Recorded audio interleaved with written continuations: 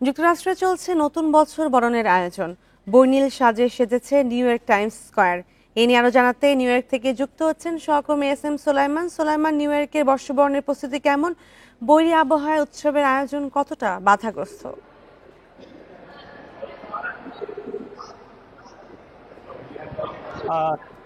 120 বছরের ঐতিহ্যকে ধারণ করে নিউ ইয়র্কে বল ড্রপের মাধ্যমে শুরু হবে বর্ষবরণ।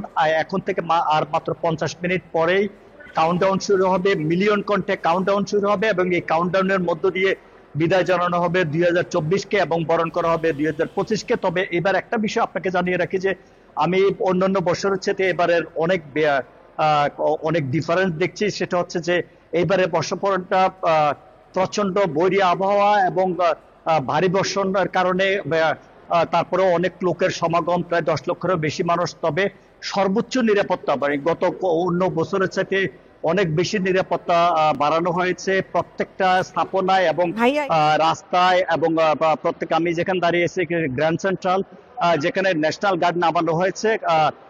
আমি আসলে এখানে কয়েকজন পুলিশের কর্মকর্তার সাথে কথা বলেছি। তারা যেমনটা জানিয়েছেন যে আর মাত্র 19 দিন পরেই মার্কিন প্রেসিডেন্ট হিসেবে শপথ নিচ্ছেন ডোনাল্ড ট্রাম্প এবং ডোনাল্ড ট্রাম্পের জন্মস্থান নিউ ইয়র্ক। এবং এই কোনো ধরনের নিউ ইয়র্কে এই বর্ষবরণ কিংবা প্রেসিডেন্টের বা নতুন প্রেসিডেন্টের বরণ করাকে নিয়ে কোনো অপ্রীতিকর ঘটনা যেন না ঘটে, সেজন্যই কিন্তু এই সর্বোচ্চ নিরাপত্তা নেওয়া হয়েছে। প্রায় 50,000-এর মতো নিরাপত্তা বাহিনী কাজ করছে আজকের এই বর্ষবরণের এই আয়োজনে। এই ছিল এখানকার সর্বশেষ। নিউ ইয়র্ক থেকে যুক্ত হয়েছিলেন সহকর্মী এস এম সোলাইমান।